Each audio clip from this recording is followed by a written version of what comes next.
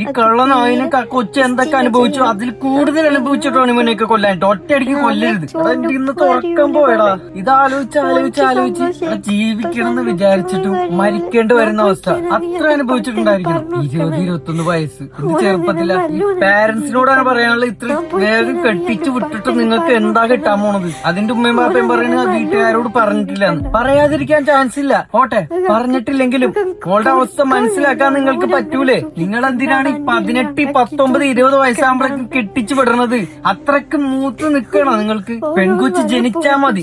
എല്ലാവർക്കും തലവേദനയാണ്, എല്ലാ പേരൻസിനും തലവേദനയാണ്. മോളെ കെട്ടിച്ചിടണമല്ലോ, പൈസ കൂട്ടി വെക്കണമല്ലോ, അതാക്കണമല്ലോ, ഇതാക്കണമല്ലോ. മോളുടെ ഫ്യൂച്ചർ സെറ്റ് ആണോ ആദ്യം നോക്കണം. അല്ലാതെ ഏതവനെങ്കിലും പൈസ ഉണ്ടോ മൂത്തവനാണോ നോക്കിയിട്ട് കെട്ടിച്ചിടല്ല വേണ്ടത്. മഹലും വീട്ടുകാരും പറമ്പും കാടൊക്കെ കയറി അന്വേഷിക്കുമല്ലോ. ശരിക്കും ചെക്കനെ കുറിച്ച് അന്വേഷിക്കണം. ചെക്കനെ എവിടെ ജോലി ചെയ്യണം, അതിന്റെ പരിസരത്ത് അന്വേഷിക്കണം. ജോലി ചെയ്യുന്ന സ്ഥാപനത്തിൽ അന്വേഷിക്കണം. അവന്റെ സ്വഭാവം എന്താണെന്ന് അറിയണം. അതിന് എത്ര കാലം വേണമെങ്കിലും എടുത്തോ, കുഴപ്പമില്ല. ഇത് കല്യാണാലോചന വന്നോ?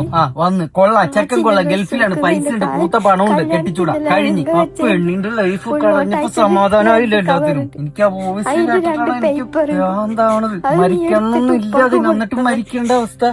ഒരാളോ അതിനെ കേൾക്കാനുമില്ല. ചെറിയ കൊച്ചടാ, ചെറിയ കൊച്ച്. എനിക്കിനി ഇതറിയേണ്ടത് നിയമം ഇതിനെന്ത് ചെയ്യുന്നതാണ്.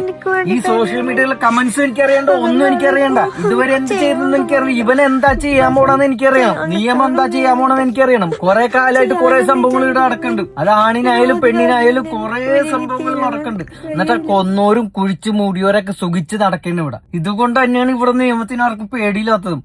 ഒന്നരകിക്കണം, ഒന്നരകിച്ച് കൊല്ലണം അവനെ. ഒറ്റയടിക്ക് വന്നാ പോരാ.